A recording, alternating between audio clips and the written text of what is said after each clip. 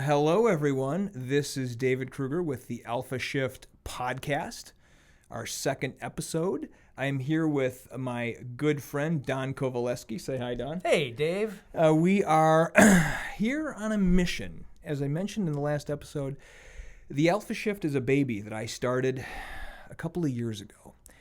I've had a very interesting journey in life. Things didn't turn out exactly the way I thought. And you know, as many men in America and around the world, I found myself with some broken relationships and some very interesting results that I didn't expect. And I set about to find the solution, to find out where I had gone wrong, maybe where I had been led wrong. You know, what didn't I know? And it took me down a rabbit hole that was unexpected and that I learned a lot of interesting things, and now with this podcast, what I want to do is I want to bring a lot of this information to you in a fun conversational format. I know that a lot of the people finding this podcast are men who are also struggling. Maybe your marriage didn't work out. Maybe you're struggling with it. Maybe you're struggling to find a relationship and you're wondering if there's something wrong with you. I'm here to tell you there's nothing really wrong with you. There's nothing wrong with any of us. You know, we've just had some interesting circumstances in our lives. And, you know, where there are just things that we didn't know that are acting on us. And so we're going to build better lives here. So the first thing I want to talk about, my friend Don and I'm going to talk about a little bit about our backgrounds, how we know each other, and how our lives went in very different directions. And a little bit different. A little bit different. Yeah. A little bit different directions. And what I think you and I represent, Don, is two very key life paths that men go on in the Western world. And so I'm going to talk about how we met and, you know, where we come from. And I'll talk a little bit about my life. And then I'm going to turn it over to you, and I want to talk a little bit about you. Okay. Introduce the audience. I love talking about me. Yes, so I know you do, and okay. I love talking about me. I mean, we could just spend the whole episode just doing that. Where do I jump in? So, you know, I was a loser in high. I mean, I shouldn't be. I'm hard on myself. I was a shy kid in high school, and didn't really make it with the ladies. I was kind of on the outskirts, and wasn't one of the popular kids. And so I get to college. I went to Michigan State, and immediately it was like a change, a new world. You know, I was going to party. I got there for welcome week. I'm 17 years old. I'm going to parties and like house parties and frat houses, and I'm getting drunk on keg beer, and it's great. You know, my roommate that I was assigned was a sophomore, and he was on the list to get a single room, and so off he went, and I just paid a upcharge. I got a single room from the time I was a freshman on, and life was good. And so I got. Yeah, that's where our paths cross. Yeah. I'm building up to it. I don't know yeah. if you know the story about how I got into DU. Okay. Here it comes. So I met this girl. Boy, she was amazing. Remember Jenny Patterson? I recall the name. Yeah. So yeah, she was in the same dorm, and we were you know, kind of got together. And there's a long story. And then there was another girl involved, and it was high drama, but it's college. And so she pledged a sorority, Phi Mu. And she was really into the Greek system, and I was like, who needs that? You know, whatever. And so she was like encouraging me to rush fraternities. Right. And she had an ex-boyfriend who was a member of Delta Upsilon. And she said, you should really try Delta Upsilon. I'm like, what? She's like, no, they're cool guys. And so me kind of being the whipped guy that I was. Are we going to bleep that out? Are we going to bleep the letters out of our house? We can bleep it out. Okay. Right, we can bleep it out. If we don't want to have it in there, we can bleep it out. Right, I just want to, protect the innocent. Protect the innocent. So I go to this house, and, you know, just because, you know, my girlfriend at the time, and they're really cool guys, and I end up deciding to pledge, which was the bane of her existence. It would be a decision that she would regret for the rest of our relationship. And these guys were great, and it was like, I don't know how you describe our house to the outside world. It was kind of like in the movie Animal House, but better. Yeah. And that's where Don and I met. Don, I think you had pledged like the semester before I did. Like a half a semester. Yes. It's in the fraternity world, you were a midterm pledge. Yes. But we were on the same pledge paddle once we got activated. That's correct. Fascinating stuff. Yeah. And so, I mean, that really is what came to define my life in college, was this great group of guys. I mean, it's 28 years later and we're still in touch. We still know what's going on in each other's lives. And so that's about as real as it gets. You know, those are true powerful relationships that were formed doing 3-story beer bongs and ripping phones off of, the old pay phones off of walls and vandalizing things and going into other towns and, driving under all kinds of horrible things we did. Yeah. If you could see it, you could take it, it was yours. Yes. If you could, yes. If social media existed when we would have been in jail. That's I don't think you can do stuff like we used to do because now there's too much documentation. No, and we're going to talk about that. Is it better? Is it worse? Should we still be able to do that? I wouldn't give my youth back for anything. No, yeah. For sure. I mean, these kids today, I don't envy them. They've got so much, up their ass that they can't, But anyway, that was where Don and I became friends. And during that time, I had a few interesting girlfriends and some very interesting exploits and all these kinds of things. Don, you, and I'll let you tell your story. You got on a different track. You kind of got solidified with your college sweetheart. Right. So I can tell you a little bit about me for your listeners. Yes, okay. Yes. So touch on something you keep saying, like, I did everything wrong. That's a very negative way to look at it. You just did it differently than I did. I appreciate that. Okay. So I married my college sweetheart.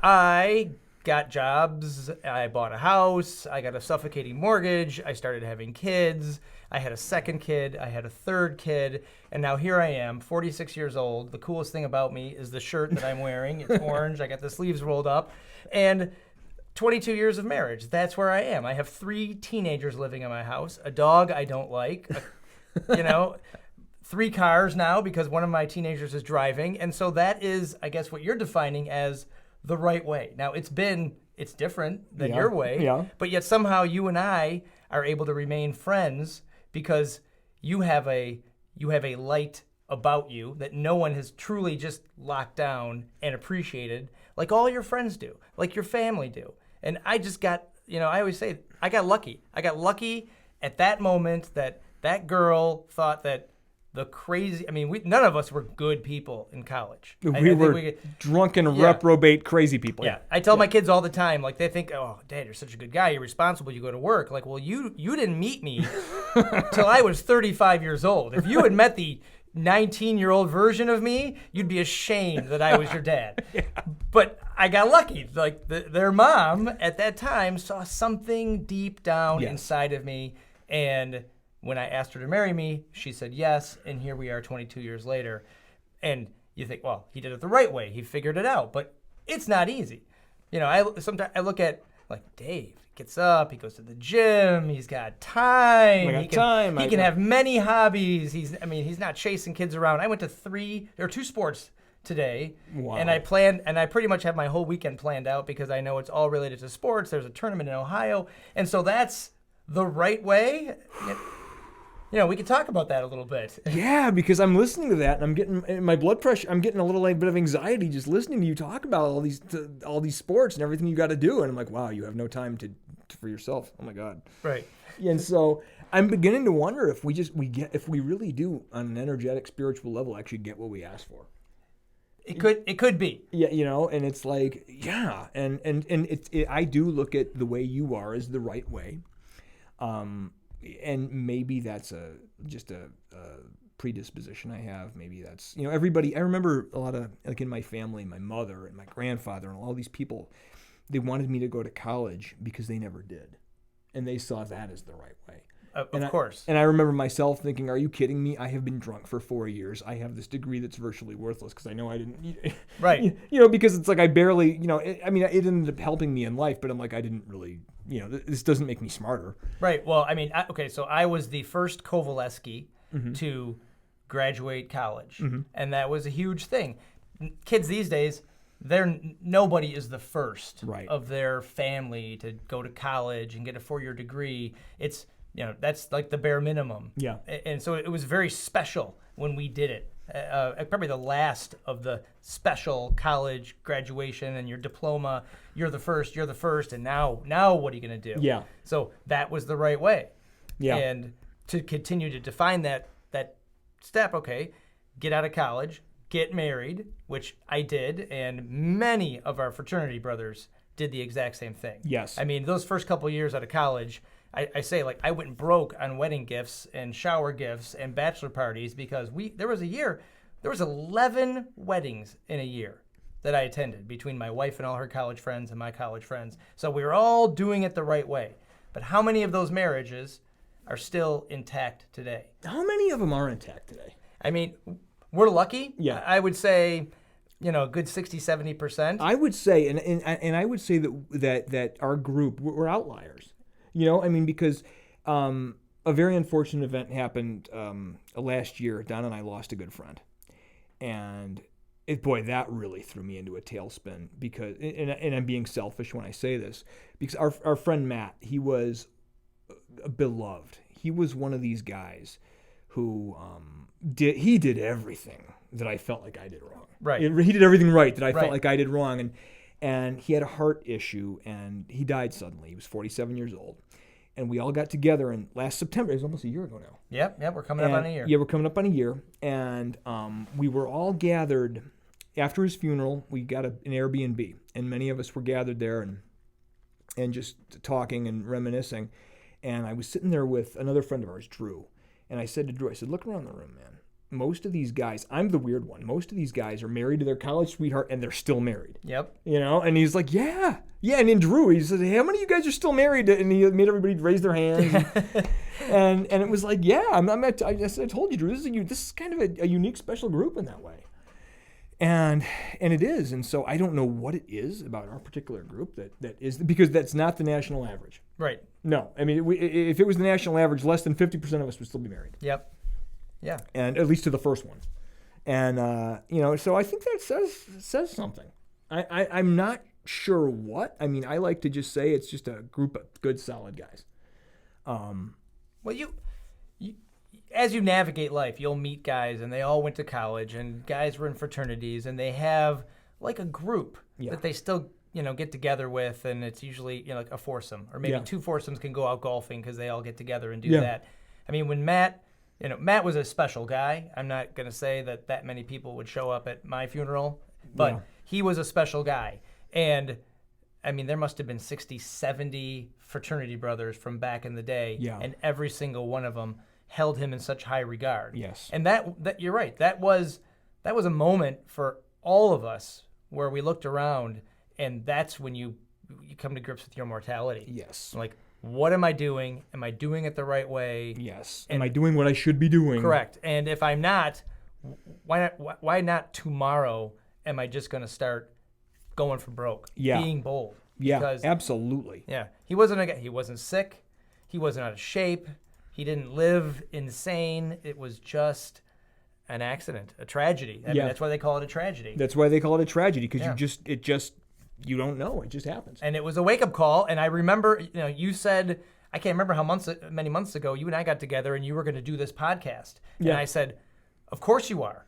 Why not? Don't let another day go by without doing something, getting that word out there, which you had already been doing. Yeah. But this is, so you go back to, again, you've done everything wrong. Have you? Like, you're doing it your own way. I appreciate that. Yes. Yeah. And, and it's like, it's sometimes. Like, people don't know. Okay, can I? Yeah. Okay, you can edit this out. But people don't know this about Dave. Dave in college, he was going to be the next Quentin Tarantino. I was. He loved movies at an unhealthy degree. Mm-hmm. He organized movie nights, and he brought the best movies to the basement, movies that I would never see on my own. I would see Toy Story and movies like that, but he brought like Reservoir Dogs downstairs. Yeah, Like, I what showed is you this? Reservoir Like, Dogs for the it's first the time. coolest movie. So Dave, he took that step. You went out to Los Angeles. I was out there, yeah. Your name is in the credits of a few movies. It is. And about that, what it was, and I'm still working through, bringing my creativity to the world, which is really what the movie thing was about. I got out there and the business of it wasn't really it was a little disillusioning, and that's just my own thing. And then I ended up meeting who would become my ex-wife, and I moved back to Michigan after, 5 years in LA. But, it really was a matter of, I just wasn't like on course to bring my creativity to the world. I was, going through, I do some weird things. Are you the first person that went to Hollywood and didn't become Steven Spielberg? No, I would be about the 187 million. Yes, exactly. Yes. So, you look at that, again, we're going back to that, I interrupt, but failure, you did it wrong. No, you did it right. You did you had a dream and you went to do it. And, what people don't know about me, you don't know my name as a stand-up comic, but I was a stand-up comic for exactly 12 performances. Very cool. And what I couldn't get past and couldn't get to was the overcoming that heckling thing. Okay. It was very difficult. How bad is it? I mean, at maybe the amateur level of the heckling. Oh, it has to be the worst at the amateur level because people there. I was playing in a club where there was not supposed to be a stand-up comic, so I walked up to the microphone. I'm trying to tell my jokes. It's wonderful at an open mic night, because everybody in the audience of an open mic night is there to see their friends, so they're all going to be friendly. You're going to be supportive. Yes, but when you're at a random billiards hall in Royal Oak and there's a band and the band takes a break and up comes Don, the MC comedian, you start telling your jokes.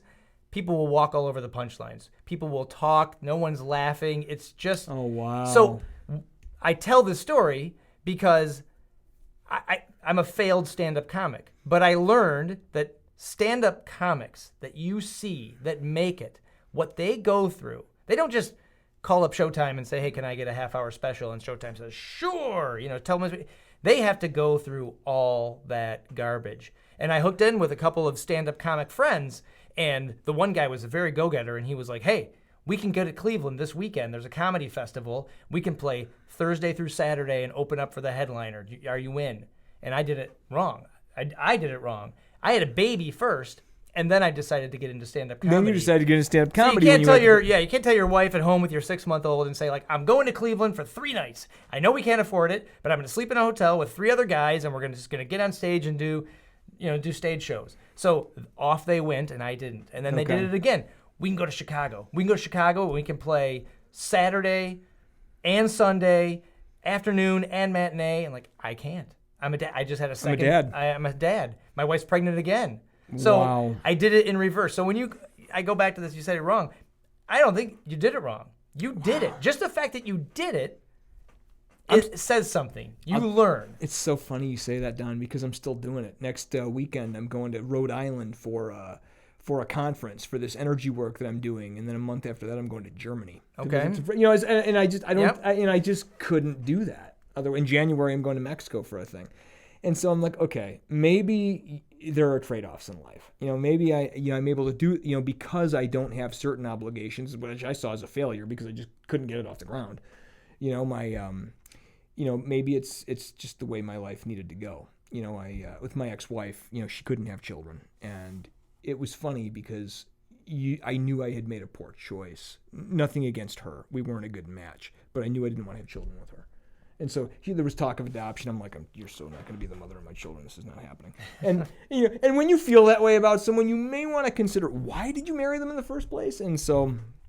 and I just ended a 5.5-year relationship earlier this year, and it was a similar situation, where I knew that wasn't right. I knew that, us raising a family, there was just no way that was going to happen. And so, maybe I just need to go travel around, do conventions. We have another friend who travels around with a boombox on his back, and I mean, you want to talk about a guy who knows his life mission? Dave. Exactly. Yeah. Yes. I mean, Team Jetpack is that what? Yeah. It is Team Jetpack. Yeah. He is Jetpack. He's a DJ. Yes. Again. Okay. So our age. He's our age. Our age. Yeah. When did our age become old? You can't do new things. Yeah. No. I've decided old doesn't exist. We are not old at all. No. I don't think we look old at all. No. I have this mathematical formula that what is your true age? Okay, you don't make any decisions for yourself. You can't start a business before you're 18. So pretty much the first 18 years of your life. So subtract that from me, 46. Yeah, I like that. My true age is 28. I like that a lot. And then so I've got 28 years. What have I accomplished in the 28 years that I've actually been making my own decisions? And actually, I'm going to cut out 5. I was on the 5-year college plan. 5 more of those because someone said, this is what you do next. You go to college. Now, there are a lot of young entrepreneurial people that might do something amazing between their 18th and 22nd birthday, 23rd birthday. But I didn't. I did what I was supposed to do in college. So now take 5 more years. Now my true age is 23. Okay. So all that I've accomplished in 23 years. I've had 3 children. I've had 5 jobs. I've done stand-up comedy. I've done improv theater. That's amazing. Now you know I'm speaking at the Moth. I'm doing a podcast with my friend Dave. That's right. I have a blog. I started a pop culture website. Like, these are all things that I have done. You're killing it. I coach. I just did like my little resume tonight. I've coached 18 soccer teams in 11 years. Shit. I have kids, but I did it. This is just what I did. So if I am lucky enough, I mean, your dad resume would just be impressive. I mean, forget the career and stuff. Your dad resume would be impressive. Yeah. I was on a bowling league. Yeah. I have a 185 average. That's nice. Yeah. I mean, I exercise a little. Yeah. So the point is, if I look at my life didn't start till 23 years ago, I have jam-packed all of this into 23 years. I like that. So if I am lucky to live 23 more years, do the math, 69 years old. My dad just turned 75. My father-in-law is about to turn 80. They're still golfing. My dad works 2 jobs. Like, I can do 23 years. What can I do in that? Yeah. I just told you I had teenagers, and in 5 years, I'm always doing this math. In 5 years, I'll be an empty nester. Yeah. So now I'll have nothing. I won't have soccer games. I won't have field hockey games, parent-teacher conferences. I won't have to drive them to and from events, all these things. So I feel like I'm just about at the starting line. And all these ideas and life experiences, if I thought I was going to write an amazing screenplay or have a perfect 7-minute stand-up act when I was younger, when I knew nothing, now how good can it be Now when how I good know can it be? That's right. 60% of everything? Yeah, I mean, seriously. I mean, when you were talking about doing the stand-up and the heckling, I'm thinking, wow. So I just watched a Bill Burr special on Netflix the other night. What did he go through at the beginning of his career? Right. And Dave Chappelle, he's the other one who's got a big Netflix special that just came on. Right. Yeah, I'm stand-up comedy on Netflix. I do love it. Yeah. And that's what doing the stand-up for me was. Of course, I wanted to be Jerry Seinfeld at the time. Okay. Like that was what I was going to be. Yeah, Jerry Seinfeld. yeah. But then you realize, this is what Jerry Seinfeld does. He leaves his friends and family, Yes. and he travels to Omaha, and then he travels to Houston, and then he travels to California. I mean, that's certainly And what he did at the beginning of his right, career. his I mean, gig now he gets can do what he canceled. wants. If but, you ever know anybody in a band struggles to get noticed, famous, get on, Letterman at the time, Yeah. whatever. Yeah. They do that same thing. They play smoky bars where no one wants to see them, Yep. and they just keep after what makes them happy, their craft. They know they've got something. So And true. I didn't have the stick-to-itiveness to Yep. keep doing that, Yeah. but that's what I appreciate about any stand-up comedian I see. You Whether know- they're regional, whether they have a HBO show, whether they're Dave Chappelle, Yeah. on top of the comedy world. Dan, I think developing stick-to-itiveness, that's a self-development thing. It takes us time. I didn't have the stick-to-itiveness in Hollywood. I came back home, I got married, I went into the family business, which was Big Boy Restaurants, and I became a restaurant manager, and I did that for 12 years. And I was damn good at it. Hated it, but I was good at it. I could run good costs, I could manage a shift, and I could manage the store, I could do everything. I could do all that, but I'm like, wow, am I unfulfilled? I ended up getting divorced in that time. But, a lot of good things came out of that. I joined this wonderful club called the Global Information Network. Made a lot of good friends internationally. Those are the friends I'm going to see in Germany. Okay. And, it started really, I got a good network of people to help me really develop myself, to become happy, to feel better, to do all of those things. I'm still doing that. That's what I'm going and doing next week. I'm going to this seminar for all these people who do they do a lot. They create instruments to help you feel better with the ancient Chinese I Ching hexagrams. Wow. Yeah, I've got these things hanging on my walls. I'm getting on my. I know it sounds weird, but man, this stuff works. And I find the weird shit that totally changes your bad karmic stuff. If a hexagram will give me an extra couple years. It will give you an extra couple right. years. It will make better use of the years you have. It's ancient Chinese technology. How many sides is a hexagram? There's 64 signs in the Chinese hexagram. Oh my God. And I'm just learning about it. I ordered all this stuff. I had to send them clippings of my hair so they could put it in. Oh yeah, this is real. And it's like resolving issues with my mother from the time I was 5 years old. I mean, this is somebody has to explore the weird shit. Okay. Well, Somebody has to explore the weird, and that's what I do. That's why my marriages didn't work out, my relationships didn't work out, and so I get to do fun stuff. I get to live a single freewheeling life. Hopefully next year, Don, I'm gonna, if we can get the money thing straightened around, we're gonna buy me a Dodge Hellcat, and we'll go cruising around Woodward Avenue before the show. Excellent. Yes. I told you I got my midlife crisis mobile. Yeah, you got your midlife crisis. My old Jeep soft Yes. top Wrangler outside. It's in the repair shop every month, but that's okay. That is really cool. It's got character. For me, it's going to be a Dodge Hellcat, and we're hopefully not going to get arrested on Woodward. Excellent. Yes, Excellent. It's 700-800 horsepower, something like that. Yeah, it's just ridiculous. It shouldn't even be legal. I do have to make a confession. I screwed up the video feed, so I think for the video in this one, it's going to be a still frame of you and I with the audio. Okay. See, because I like started recording late, but then like the audio, I can't get the audio. See, look at that. What? Okay. None. It's okay. And I wore this awesome shirt. I know. You know what? Wear an awesome shirt next time. Okay. But what I will do is I will take a still frame because we're recording this. Okay. Like this still frame will just be you and me. And, Okay. Yeah. And next time it'll actually be real audio. Technically it's a podcast, so it's all about the audio it is and the technically a stories we're telling. And Okay, if I can confess, I do compare myself to other people sometimes. And so you say podcast, I'm comparing myself to like Joe Rogan.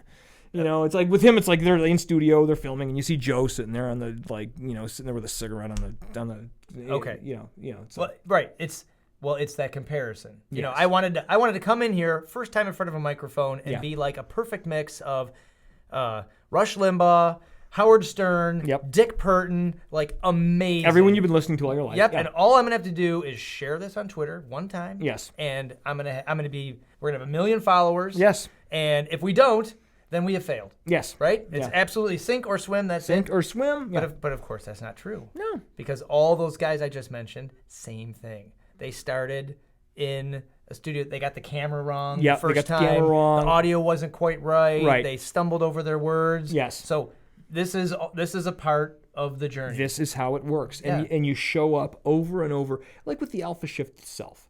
I've got are you on my email newsletter? I am on your email. Oh, awesome. Yes. Awesome. Yes. So like just that started in earnest. And, even so, I'm still can't, sometimes I still miss a few days during the week because I just couldn't get them out. But, that has built up over time. I got a great subscribership now. And it was a matter, there was no magic bullet. It was just a matter of showing up and showing up and showing up and trying to create value. And, you can't just sell people stuff in an email newsletter. You've got to give them real value or they're going to be unsubscribing. Right. And so it just took, and I take a lot of those articles and I reform them and put them on the blog, on the website too. And, it just takes time. You build up a readership. You put that stuff out on social media and it starts creating value for people. And I created a course. And now we're going to be doing coaching. Here's my plan. See, I did my initial course. Gotta have a plan. Yeah, you got to have a plan. I'm not going to do another course right away. What I'm going to start offering, I'm not offering it yet, but it will come out to the email list. If you're listening to this, you're not on the email list, I'll put it in the show notes. Get on the email list. I'm going to offer personal coaching and do that for a while. And then based on that, I'm going to have my finger better on the pulse of what's going on with men in the world. We'll create a curriculum from there and maybe create a subscribership or something. That's a perfect plan. Because it's really about how best to serve. That's how we're going to grow the Alpha Shift and how I'm going to grow, doing courses and doing subscriberships in this podcast. It's like, eventually as we grow the listenership, we're going to have interactivity, and then maybe we'll go back to doing Facebook Lives. People will be asking us questions. They can email us in questions. We'll be getting questions for Don. Hey, Don, tell me about this, and we'll just take a show and answer those questions. That would be great. That's where it's going to go. Yep. It's just going to take time to build it up, and it will. Let me tell you something. You keep showing up and doing it week after week, month after month, year after year, and have some stick-to-itiveness, which we're going to do with this one. Right. Then it builds up. Well, and you've with the Alpha Shift, yes, like with my blog or any of the little side projects I do, yeah, it's just the consistency. Yes. And again, like you said, we're here every week with a podcast. Yes. We talk about some stories. We dish some life lessons. There are many actually that feel just like you do. Yeah. And they look around and like, where did I go wrong? Yes. And then you invite a guy like me in, and I say, I don't think you went wrong. That is a huge epiphany for me, Don. It really is, because it's like God, I look at, I do that a lot to myself. It's like, wow, look at me. I'm just, what did I do? Where did I go wrong in my life? And I didn't necessarily, because I hear you, and it's just another way it could go. You talked about that comparison. Yes. Like you said podcast, I compare myself to Yes. Joe Rogan. Well, that is when... And he's like the ultimate podcast. He's like the most successful podcaster of all time. He's number one on iTunes every single week. Yes. Yeah. He sits there like, how did he do it? Like, wasn't he the guy on news radio? Like, what happened? No, but he put in the time. He kept being there. Yes. He got some good guests. Yes. I mean, he knew what it was going to take, but he's true to himself. His podcast never changed. He's about weed. He's about psychedelics. He's just kind of out there. Yeah, he gets into some weird shit. And if you had told a guy like me that's what if Joe Rogan had to pitch his podcast to me, he would have come and said, "This is what it's going to be about. This is what I'm ultimate fighting." He's MMA fighting. Yeah, I'm on a canceled sitcom. Yeah. Not a lot of people know who I am, and I'm into weed. And I'm like, I don't think anybody's going to listen. Right. He didn't. I think people will listen because people come up to him all the time and they know it. That's the same thing I would say about you and Alpha Shift. Okay. You're sitting here. You're going to invite different guys like me, guys like your brother last week, guys like yourself. Yep. There is no one right way to navigate this world and become the great dad, a great husband, a great entrepreneur. It's all trial and error. Yep. And I tell my kids all the time, if you want to sit around and compare yourself to other people, you can spend all your time doing this. And no matter where you get in life, there's going to be somebody that you compare above, who you think has got it way better than you. Yes. And then you can always look down and find someone who doesn't have it as well as you. A bad habit a lot of people have. They love to look down at someone to make them feel better. Yeah. And where I live, I can jog into an area with houses half the value of mine. Okay. And I can feel like, Yeah, I've really made it. Look at that. And I can jog a mile the other way into homes I can't explain what people could possibly do to afford such homes. Yeah. And then I can feel like a complete loser. Right. Or I can just appreciate that is an amazing home. Yes. What must it be like to design a home like that and have a home like that? And then I don't know that the people down there don't have the most amazing, smartest kids ever. They have sex with their wife every single night. Yes. And it's just that they're perfect. They laugh when they say they're their best friends. They really are. Yes. But they have a smaller house. Yeah. You know what? I'd take that life. I'd take the small house and the super happy life. Yeah. I would be fine with that. Yeah, it's really what I'm focusing on in the Alpha Shift course, and what I talk about in a lot of the articles that are on the website really is about making yourself a better man. And that there are certain basics. Taking good care of yourself. I'm big on being fit, just because you want to be the best you can be. Yep. Physically, and you want to look the best you can. You want to feel good about yourself. The great thing about being fit, and just to use that as an example, isn't so much like Arnold Schwarzenegger and Pumping Iron. Look at me, ladies. It's not about that. It's about you looking at yourself in the mirror, and the way it changes your posture, the way it changes you feel, the way you carry yourself. And the difference that makes on people. When you regard yourself highly, others will regard you highly as well. Absolutely. And that's probably the number one benefit of keeping yourself fit, because you're going to notice it. You're going to feel better. And other people, women notice, like, oh, he's got a nice body. But that's incidental to them. If you've got a great attitude and not a great body, they're fine with that too. There's the stereotype of, what is she doing with that guy? He's like ugly and blah, blah, blah, blah, blah. Well, if he's masculine. Well, you don't have to be a doctor or a medical to know that eating right and exercising will always trump not doing those things. Yes. It will make your smile brighter. If you floss and brush your teeth and have good dental hygiene, your heart will be healthy. Yes. And so you do all those things. That's the Betterment Project right there. That's the Betterment Project right there. The other big component, I guess, if I'm really, encapsulating it in my mind, is, and I put it to my guys as outcome independence, but what it really is being self-sufficient and self-validated. Because so many times, and Don, I'm coming from a place of relationships that completely fail. You have a successful relationship that you've kept together. We can talk about that later, but I have seen what failure looks like.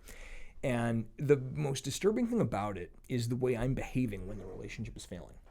And I think a lot of guys can relate to this, is that you become needy, you become demanding, you become insecure. because what's happening is this thing that you valued so much is now imploding, and you don't know why, and you're trying to figure out why, and you're asking her why, which is the worst thing you can do. And when you can get to a place, and this is the work I'm doing in my own life right now, is getting to a place of being completely self-validated, meaning that, I don't require a woman to complete me in any way.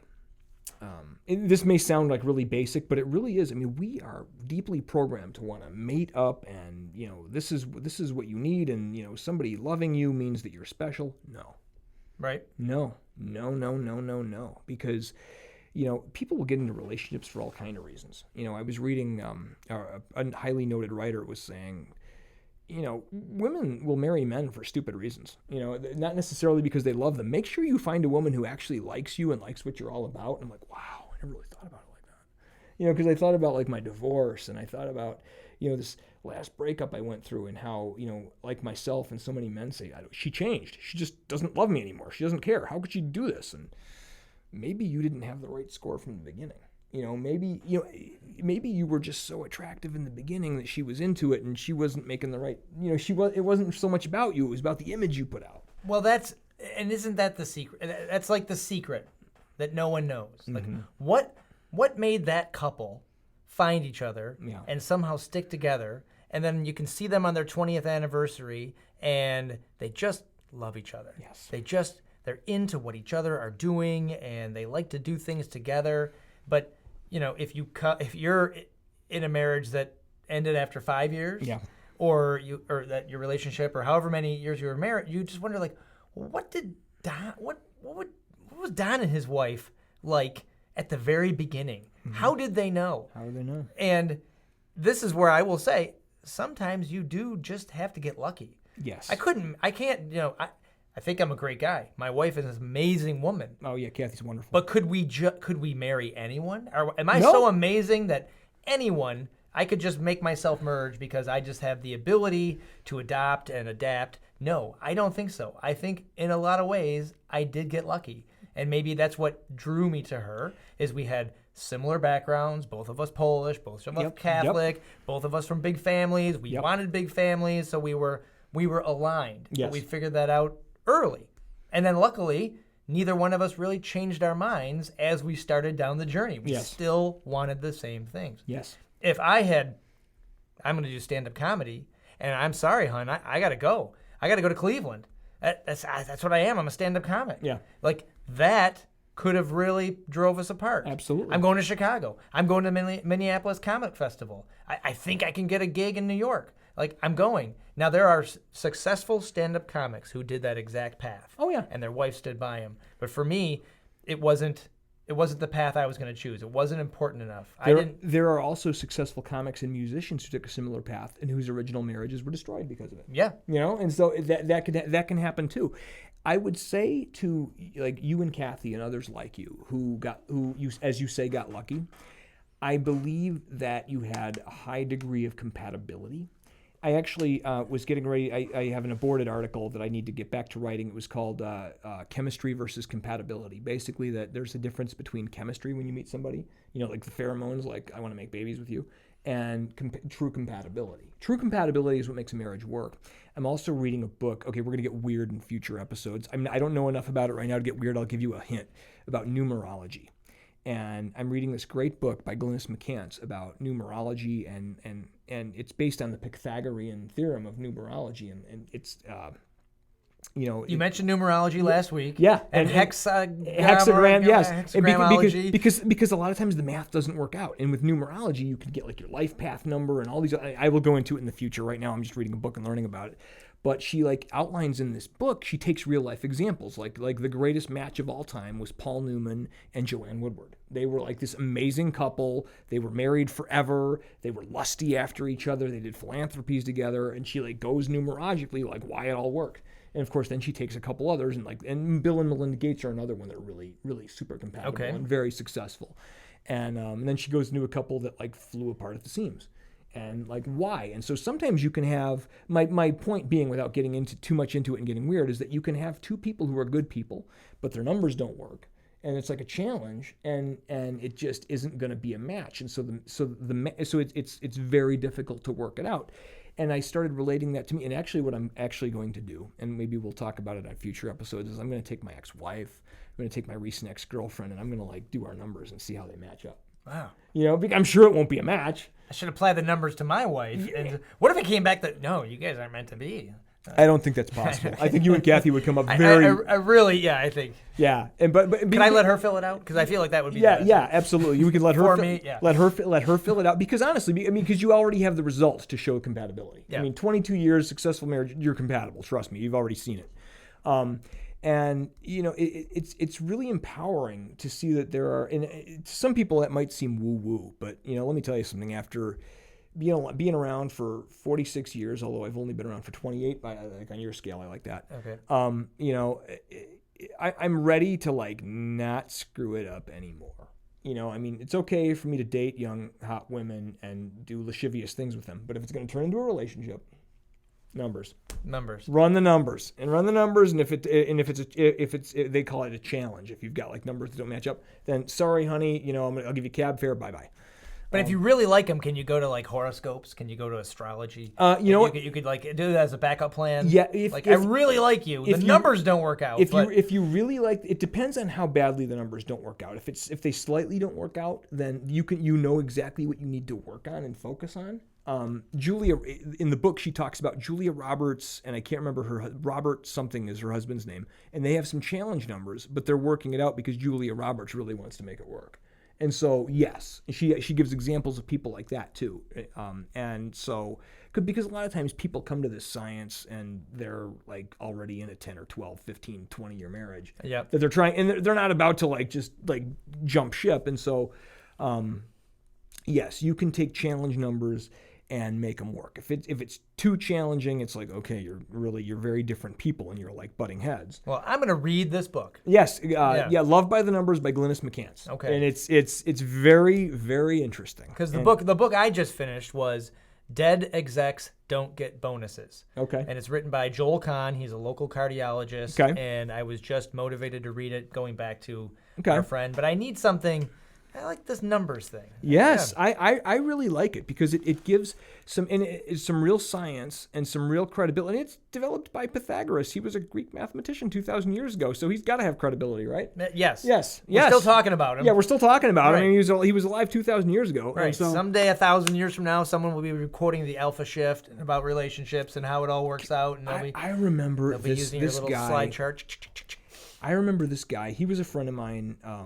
Saad Ghazi, was that his name? He was a restaurateur in Los Angeles, but when I was out there, and he had this all natural, organic. It was like Indian food, but super good.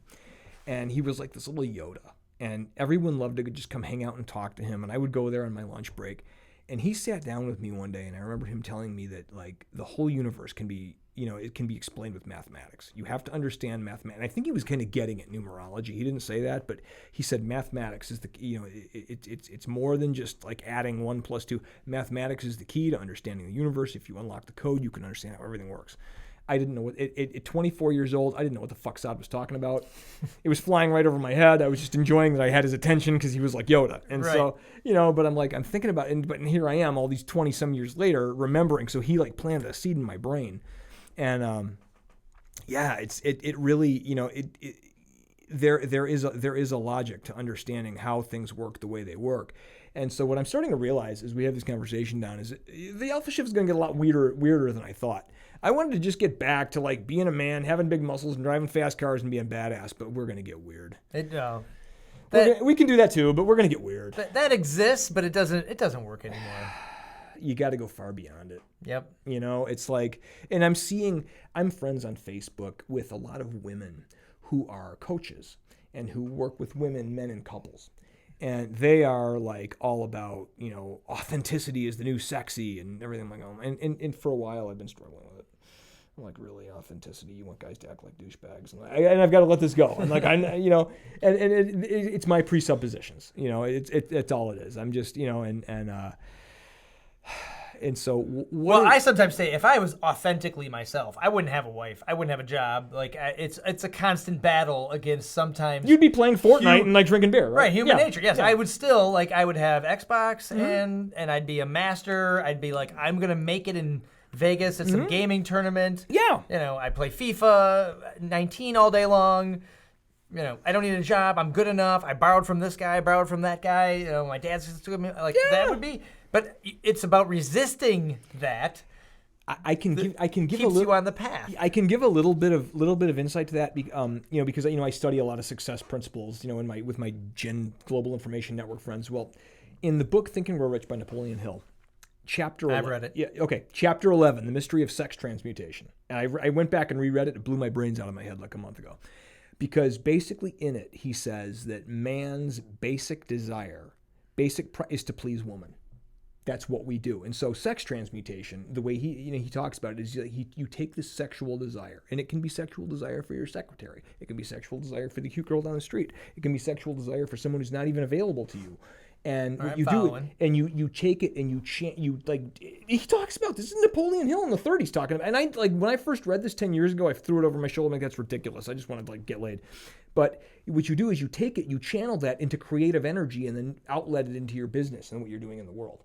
And so a lot of times when men are succeeding or when they're creating something, maybe they're a contractor, they're building a building, maybe you're writing a book, and you take this energy that you get from women and the way they inspire you, and you transmute it into something that you create your work with. Right. And I'm like, wow.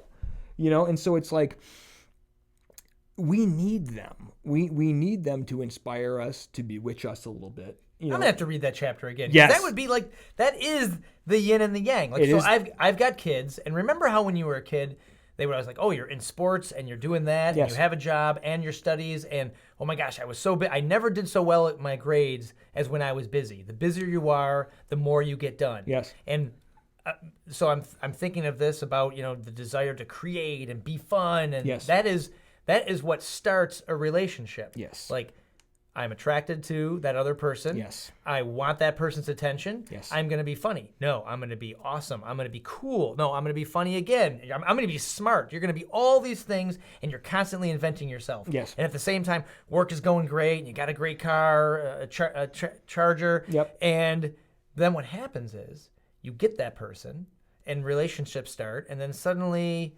you stop trying to win them. Yes. But imagine if you were trying to win them every day. Yes, yes, Don. We talk Every about that. We week. talk about that in like dating and seduction. Yes, it's like you're always got to be dating your wife. You always got to be courting your wife. Right. Yes, it's true, because it's like They fell in love with this fun guy. I know who she fell in love with. You This know who she fell in love fun with. guy. Yes. I made people laugh. Yes. I danced when I went to parties. you were like an awesome guy. She was into you. Yes. So if we ever get off track, and by the way, it's not easy. 22 years is not easy. Believe me, I know. Yeah. And I mean, at 22 back- years, I made it 8 years is like my record. right. Yeah. But if you get away from that completely, and you're just a guy that gets home, So many goes men to do. goes to the basement, watches his news, whatever decide you to watch. Yes. And then you come up, read a book, go to bed, repeat.